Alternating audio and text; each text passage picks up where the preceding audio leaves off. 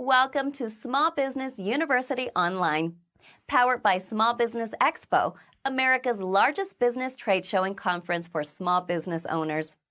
Please be sure to check out our complete webinar schedule and all on-demand recordings from previous webinars on smallbusinessuniversity.online. All of our webinars are full of incredible information to help you grow your business. This webinar is being recorded and will be made available within 24 hours on smallbusinessuniversity.online. In order to ensure optimal sound and video quality during this presentation, please make sure you are logged in using the latest version of Google Chrome. If you encounter any technical issues during the webinar, we suggest that you log out and log back in to reset your system. And now, I'm very excited to introduce today's webinar. Please take it away. Hi, so great to see everyone here. Welcome. Thank you for attending this webinar. My name is Dr. Emily Early, and I'm the Chief Marketing Officer at Brainiest AI. I apologize for some of the slides looking a bit odd. The change from PowerPoint to PDF skewed some of my original format. The title of my talk is Identify and Engage, AI for Audience Success. So we'll first focus on identifying and engaging your target audience or audiences, and then talk about how AI can help you in those efforts. The unseen subtitle of this presentation is, sorry, but your target audience is not everyone.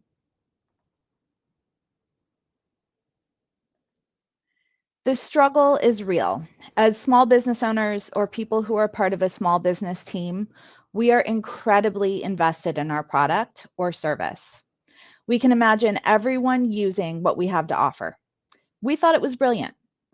We saw a hole in the market. We weren't happy with X, so we did Y to solve it. And why can't everyone else see this and join our bandwagon? This passion is incredible. It fuels all of these wonderful businesses. It allowed us to develop, innovate, and launch. But in terms of marketing, this passion can give us some blinders. We are limited in resources and cannot advertise to absolutely everyone. It's just not possible. That typically can lead to reaching no one who actually needs us.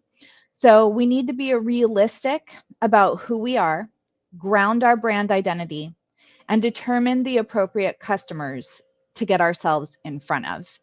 And don't feel alone. This is really, really common with all small businesses. So we are going to start with an example, and you'll see lots of examples in all of these slides. So in this one, you're a marketing consultant. You've hung your own shingle. Congratulations, that's great. According to the US Small Business Administration, there are about 33.2 million businesses in the US.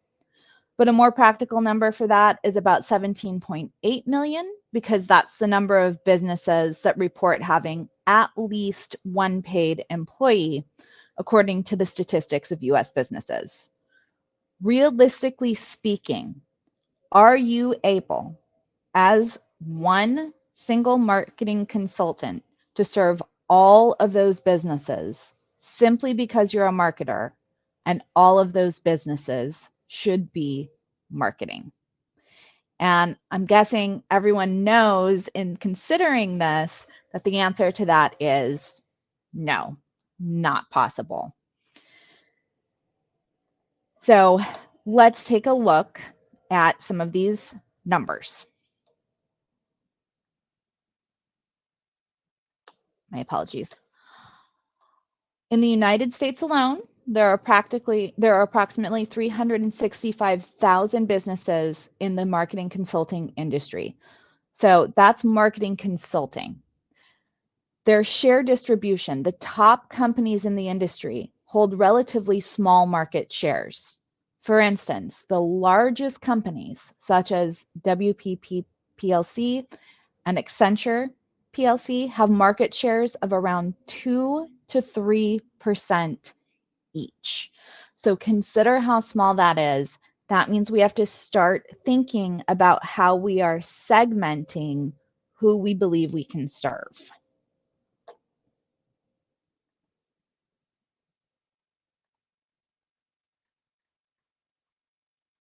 So we've come to some acceptance that we can't completely corner the market in our current state as a small business.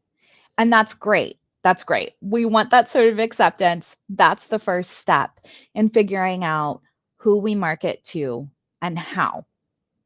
So now let's really look at our product or service.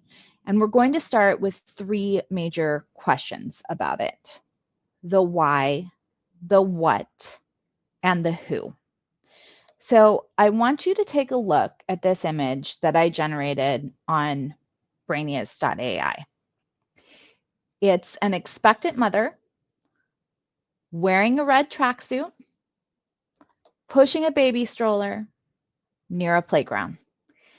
And now we're going to start thinking about what we may have designed in this and who our audience might be for that.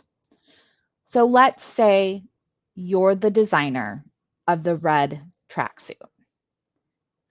Is it a maternity tracksuit? That is, did you design it with the specific intention of it being worn for maternity? Is there a special panel on the pants, additional stretch, darting in the jacket? Or is it that it can simply be worn by some pregnant women? If you designed it specifically for maternity use, would you then market it for everyone? And the answer you're probably thinking of is no, that's really unlikely that I would try to market that for everyone.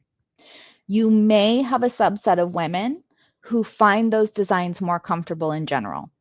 Or, real random category, maybe a Santa impersonator who prefers using a tracksuit for a casual Santa persona. But odds are that you recognize your audience is pregnant or postpartum women if you have designed for that. Now, reverse it.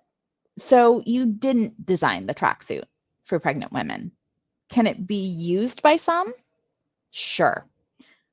Is that your most likely use case? Who you designed this for? Did you have them in mind when you were creating this tracksuit? Again, really unlikely. Know who you are in your brand. Know what makes you different and know why you started it. What was the original problem? What did you think you were solving or think was missing in your market space? Know who you are in your brand, what makes you different, why you started, what was the intended use case. Your original target audiences should stem from that, not from what you might possibly be used for in a stretch. Don't let yourself get distracted by hypothetical fringe use cases. Now let's take a look at the stroller as a different example in this. So same exercise. Did you design it to transport babies? Or is it something that's very alternative? Did you design it to transport dogs? And full confession, I live in the Seattle area, so this is actually a reasonably common thing here, but not necessarily what you would think of as its intentional use case. Now, can your product be used for either? Probably, but this tends to be the trap that we get into in small business, in that enthusiasm, that excitement for this could be used for everything, and we see all these great use cases for it. We can sometimes dilute what our original intention was and therefore not be able to focus our marketing efforts initially. So go with that, whatever your original intended use case was initially. Try that out first, because it's highly unlikely that these other groups may take that on. It could happen. You could pivot from there, but odds are that you have been the user yourself, and your business is based on your own pain points, which you know very well. And you came up with a solution to resolve those issues and to give your user gains from your product, something better than what you already saw out there. So you can absolutely have more than one target audience or more use, but first you need to recognize the primary needs you started with and advertise for that audience. Finally, let's look at the playground equipment in this same image. If you design or sell playground equipment, you have two target audiences to keep in mind immediately. The adults who are purchasing the equipment and who care about safety, durability, who care about the price point, and the children whose measurements, their size, so you know what age range are you looking at for this, skill level with your pieces of equipment, and then their enjoyment need to be considered, because you can have the safest, most reasonably priced playground equipment, but if it does not attract children, odds are it's not going to keep their attention. And so the parents will need to discard it for something else. They won't leave good reviews, etc. So this is a case where you need to identify immediately that you have two target audiences and to consider both of them.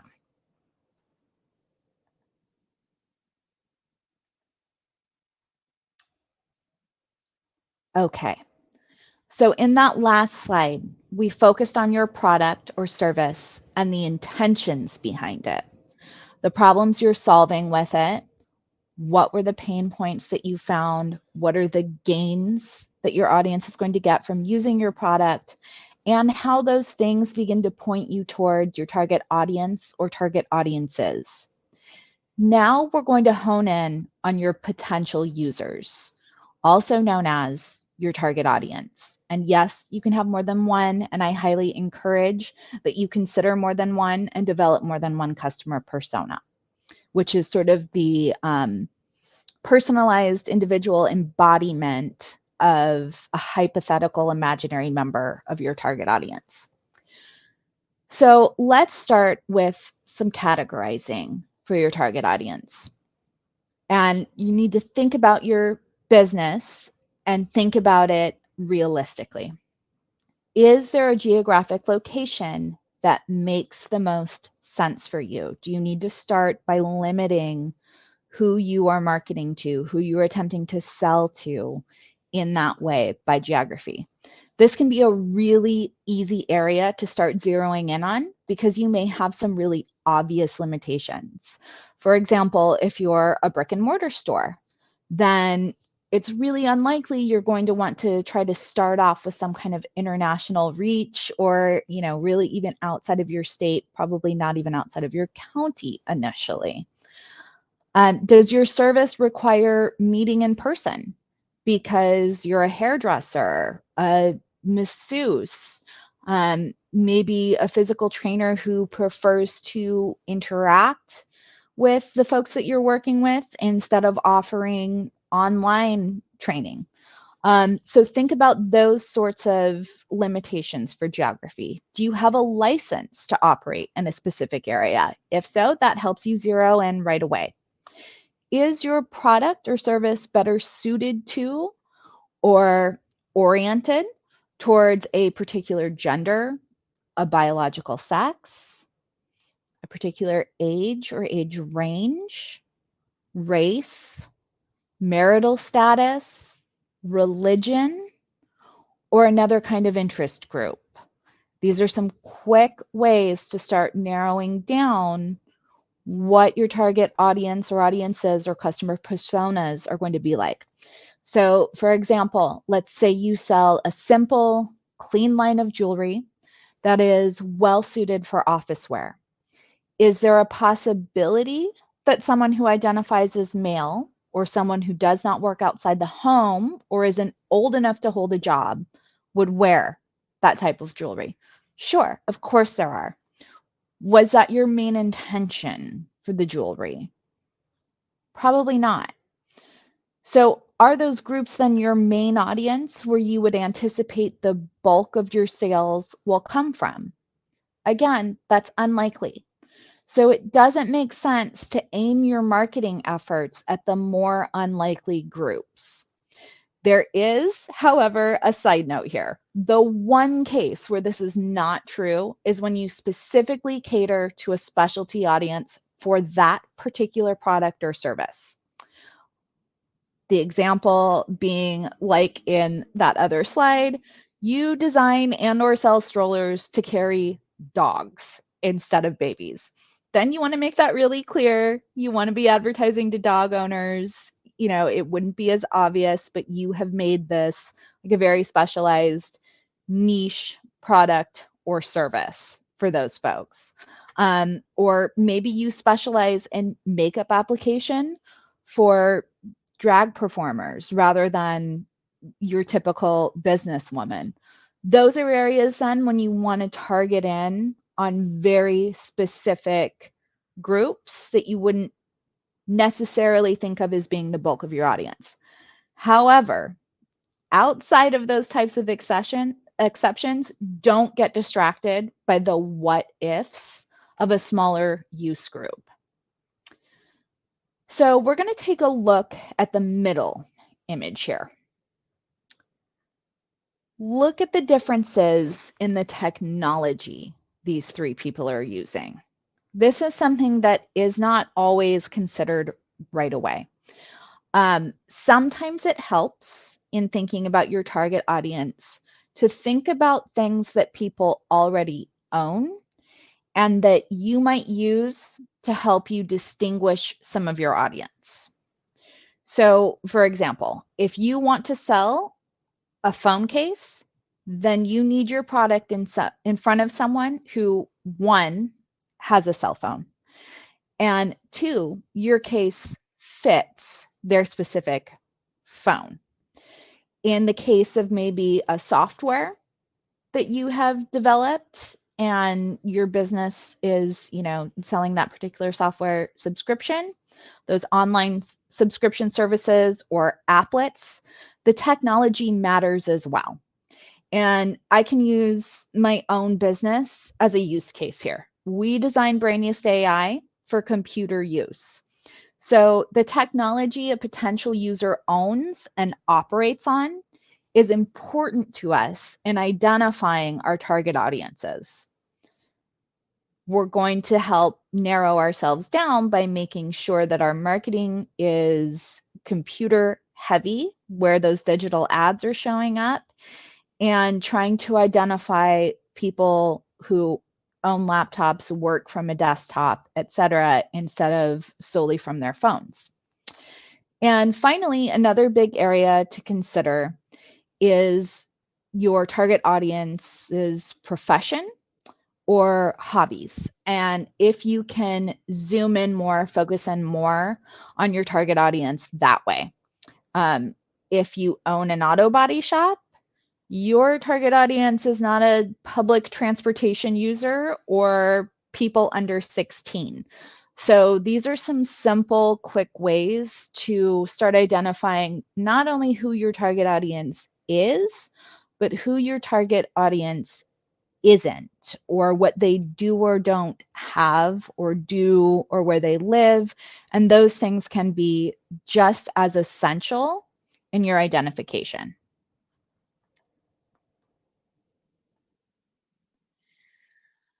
So this is a very specific type of categorization. It's looking at demographics. So let's look at the different categories.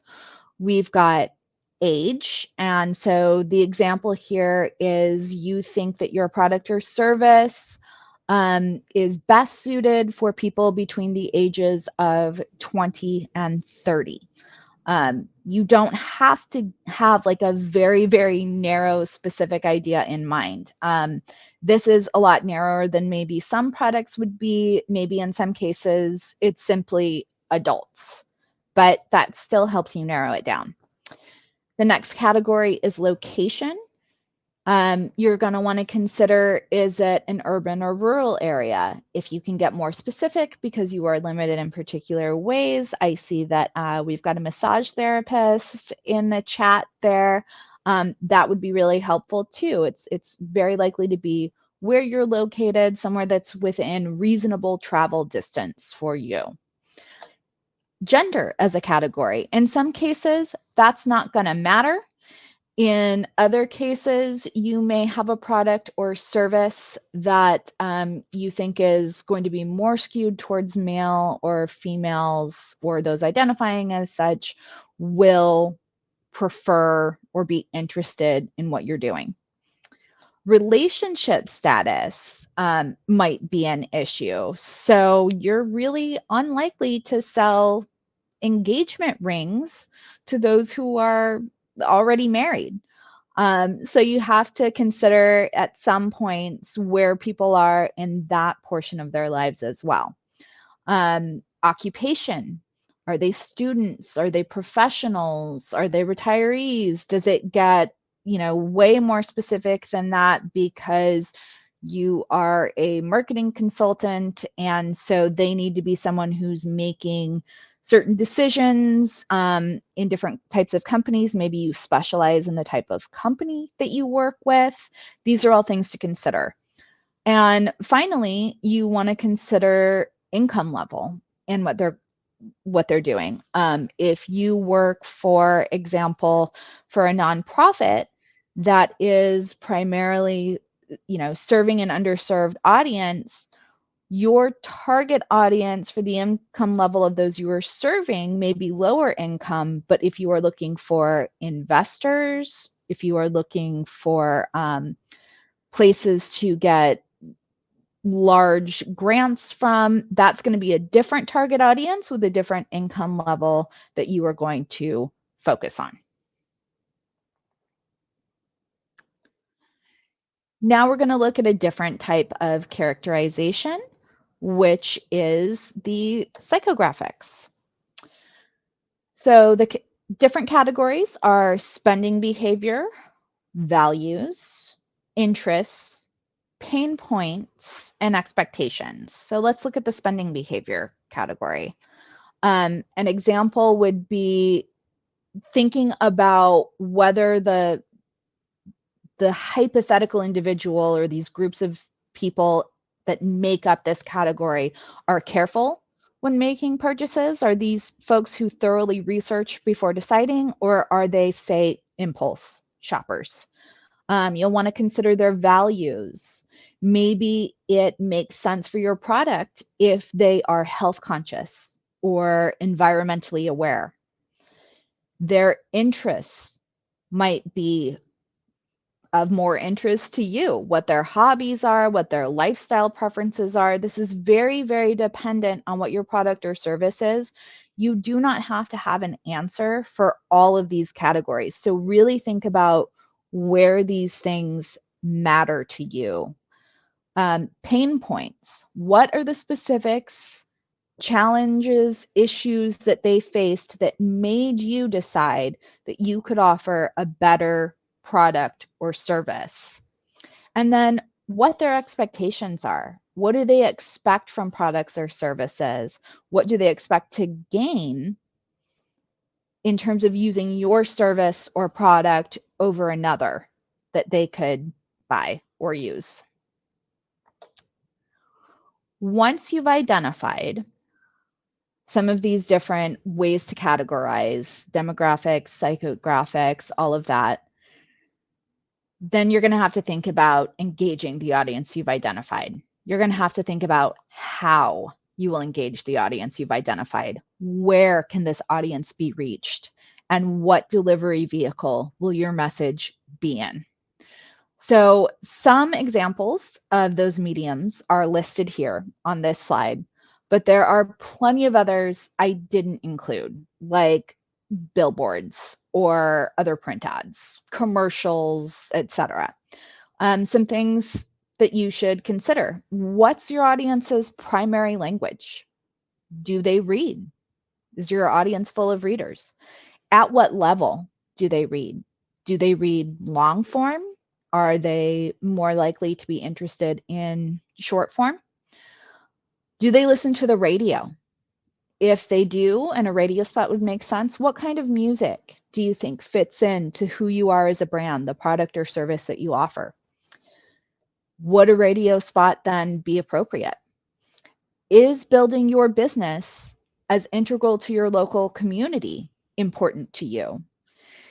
If so, if say you're a restaurant, you could consider sponsoring local kids teams or building partnerships with other groups to host or cater community events.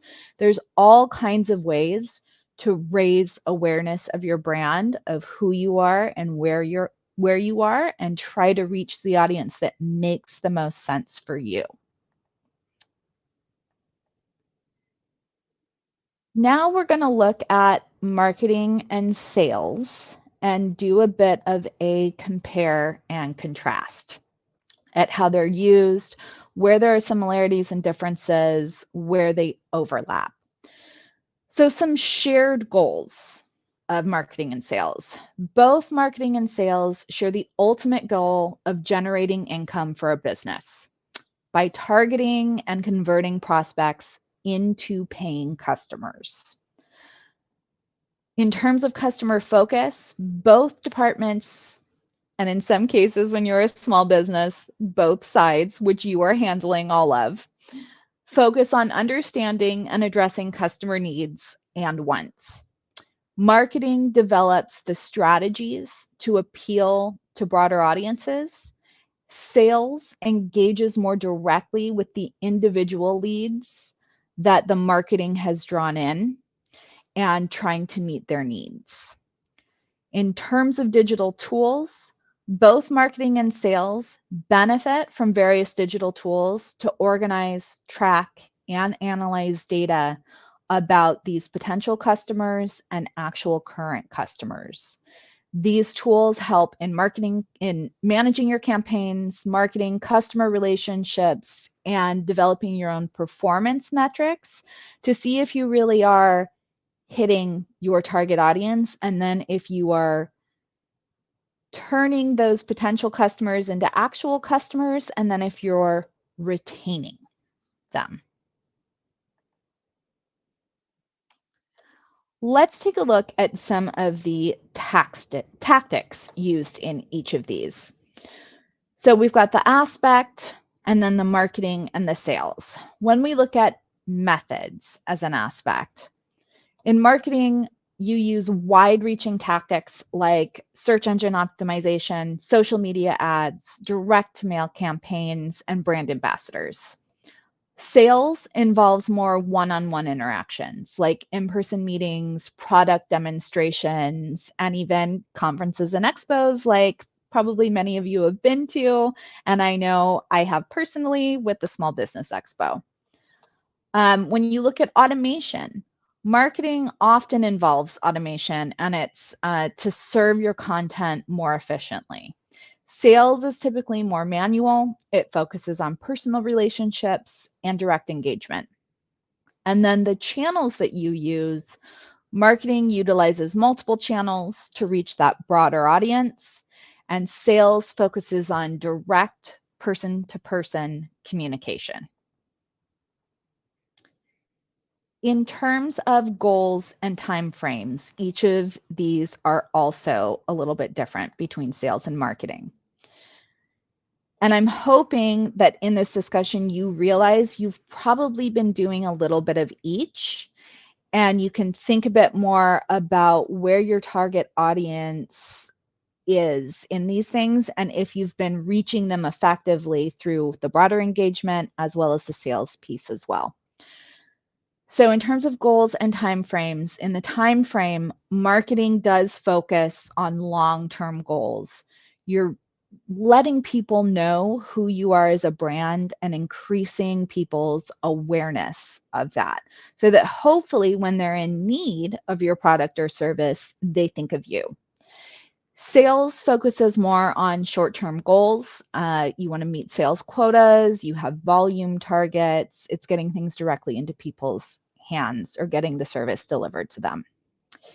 In terms of objectives, marketing aims to promote the company or its products over several months. Again, much longer term objectives there. Sales aims to convert that awareness of your product or service into the actual sales as efficiently as possible. And usually we're all hoping that that's in as short amount of time as possible because we all know your time is money as well.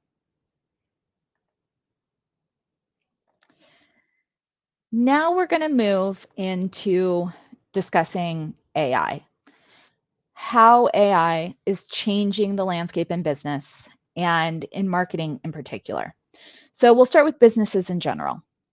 First, though, I want you to consider how we view AI right now.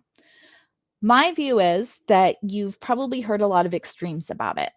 It's coming for your jobs. It just does the work for you, which people view as either really good or really bad. It's making X, Y, and Z obsolete. It's making humans obsolete, etc. It's all pretty extreme. I've heard it all. I've seen it all on social media. I hate to burst anyone's bubble or, conversely, maybe I'm making you feel a lot better. Robots aren't taking over the world. Those extremes aren't true. Will it change the landscape of a lot of fields and jobs? Yes, absolutely. As a Zennial, I distinctly remember the change that computers had on work and school. I recall the introduction and quick proliferation of the internet as a resource. I can remember the crazy leaps that the advance of email took as first a little odd and why were people doing this to then becoming not just normal but a required form of communication in our lives. The same goes for the adoption of cell phones. AI is very similar. It will change things. It already has changed things, but it's a tool. And like other tools, it does not make humans obsolete. And we at Brainiest are very firm on that. Humans are not obsolete in this.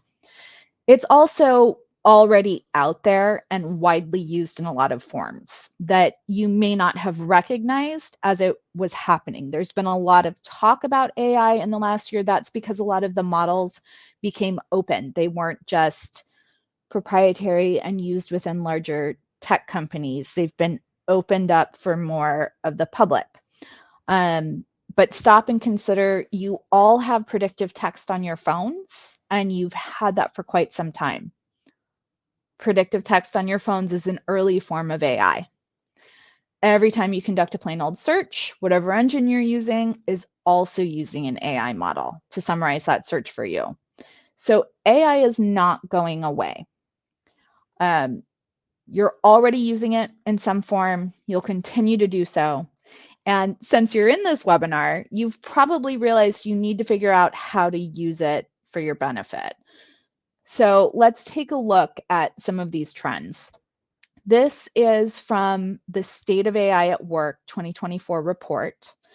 And it shows you how many people are actually adopting AI in the workplace.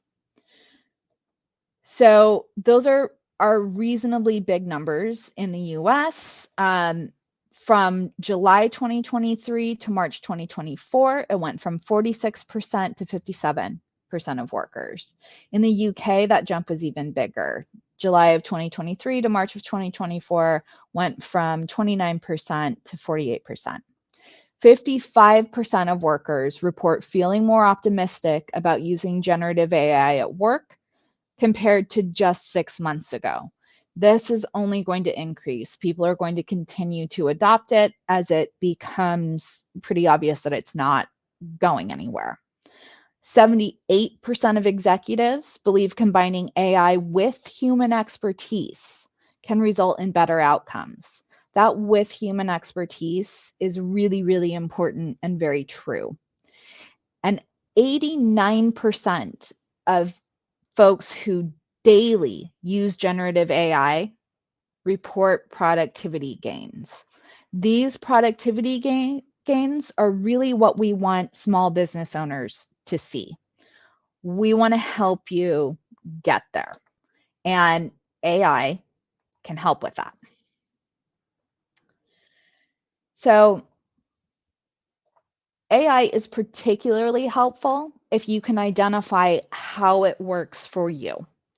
This is especially important for small businesses when you don't have the resources to hire someone. You're not going to hire anyone anyway. You don't have the resources for it.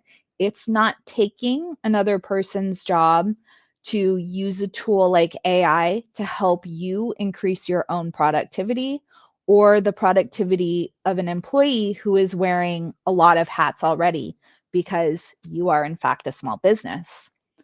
It can help give you that boost to keep your company afloat or to get you to a place where you can then hire someone else to handle the marketing as part of their workload, usually, because AI has decreased the time that you need to put into marketing.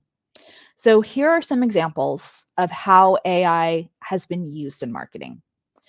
Cosabella used AI for ad creation and digital marketing. They increased the return on ad spend by 50% and decreased their ad spend by 12%. Volkswagen used predictive analysis for ad buying decisions. They cut hidden costs and increased dealership sales by 20%. Tomorrow Sleep used AI-generated content for search engine optimization. They increased their organic traffic from 4,000 to 400,000 per month. Nike used AI-generated ad campaigns and shoe recommendations. This improved customer engagement through personalized recommendations. JP Morgan Chase used AI-generated ad copy. They increased the click-through rate by up to 450%. Amazon uses AI for better product recommendations based on previous orders and products that you searched for.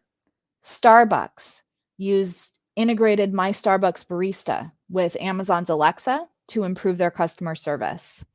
And Lowe's introduced a bot for personalized suggestions and real-time stock tracking. These large companies are using AI. It will continue to be used there.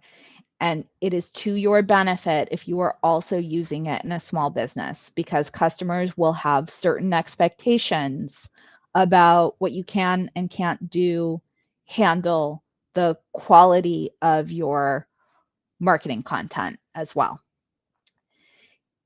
And this is where Brainiest AI can come in. We are an AI platform designed for marketing solutions. We're a comprehensive online marketing platform powered by AI for businesses serious about marketing. There are many AI models on the market now, all of which excel at different things. Some are better at handling rewrites or generating more complete text from shorter prompts, and some are better at image generation. In all cases, you as a user need some sense of prompt engineering, which is an understanding of the correct way to phrase your inputs to get the desired output. Brainiest applets, however, are curated to pair the purpose of the applet with the best model for the output. And you need little to no knowledge of prompt engineering. We are specialized for marketing content. Unlike ChatGPT, which is probably the most recognizable brand that you may have used or attempted to use for some of your own business purposes, ChatGPT uses one model for broader, more generalized uses. We use, right now, it's over 20 different models to give you the best results for each of the marketing applets that we have. This is an example of one of our applets. And this user interface isn't quite what we look like right now. You are seeing a sneak preview of what we are about to look like. We are going to roll this portion out at the end of the month. But you can see the different tabs in this applet category. And so what we have you do is fill out fields. This helps you learn more about your own business. It also helps you learn more about marketing. We have over 50 applets. This is just an example of one. And this would help guide you through creating a customer persona that will help you identify your target audience or target audiences. This is going to help you think about which target audience you're zeroing in on with a particular marketing campaign or sale. And so you discover what your audience or different target audiences are in this, and then you apply it to some of our other applets as well. It's going to help you think about which one to zero in on with a particular campaign, like I said, and note the different tabs. Many of these are things that we discussed as being important to identifying your target audience. Our applets help take the guesswork out for you. We prompt you with what knowledge you need or is recommended for each marketing applet. And it helps you understand what is going on in the marketing process.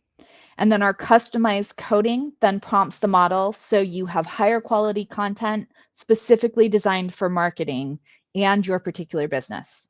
The content you generate isn't generalized, it's very specific, and it comes out in the correct format, whether that's a blog post, a press release, the marketing framework, etc. You can redo it as many times as you want. You can change the inputs, refine as you learn more about your customers, etc. And our applets teach you about marketing as you produce real results necessary for your business operations. So it's a bit like taking a very customized marketing class where your business is always the example. And I see that Layla has put in the chat that we've got a few minutes left if you have any questions. So feel free to ask away if you do.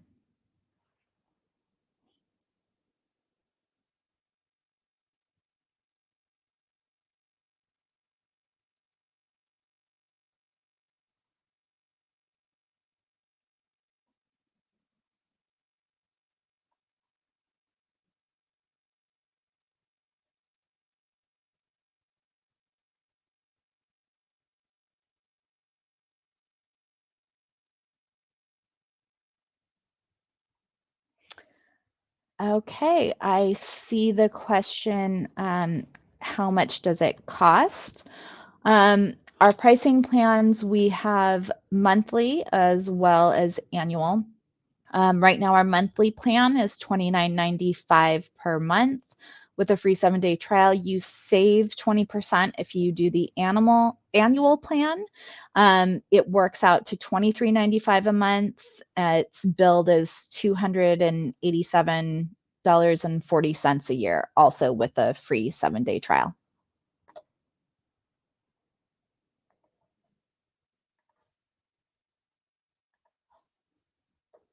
Besides content, can this be used to help determine what types of images to use? Yes, absolutely. We have a huge imaging suite where you can generate and edit images. You can also edit your own images that you've taken if you need to do like a search and replace, etc. In addition to that, like I do the blog posts for Brainiest. When I use the blog post applet, what it generates is not only a blog post, but a suggested input to create an image. You don't have to use that exact suggested image input, but it does kind of help spark your creativity to then put it into one of our imaging applets and start playing with it.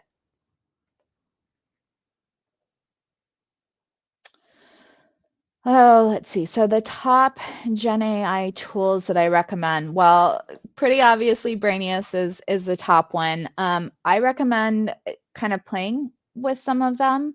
The most common, probably the most accessible, is something like Chat GPT, that's free, uses OpenAI. You can see how you do with prompting.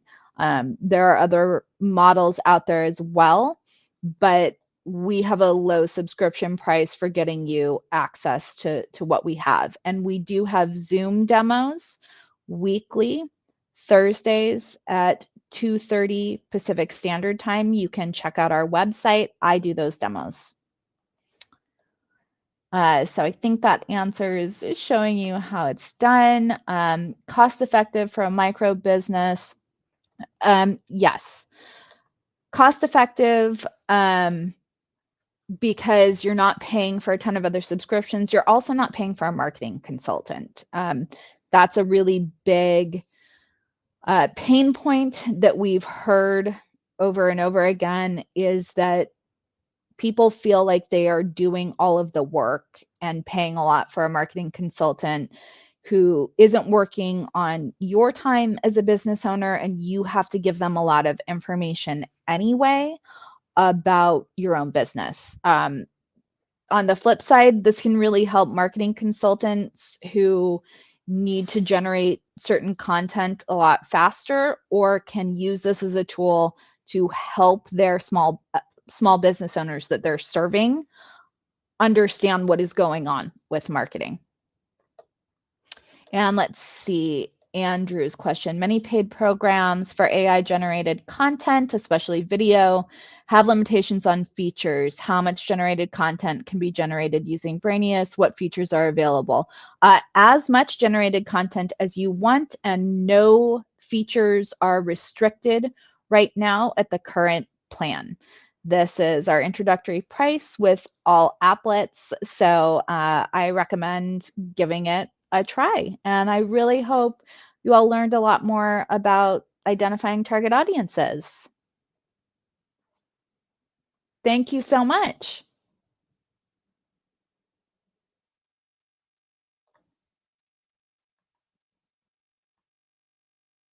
Thank you so much for that informative presentation. We really enjoyed it.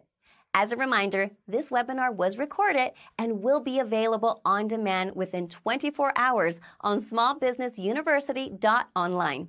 Please remember to frequently check out our webinar schedule on smallbusinessuniversity.online for other great weekly business building webinars. Thank you all for joining us, and have a great rest of your day.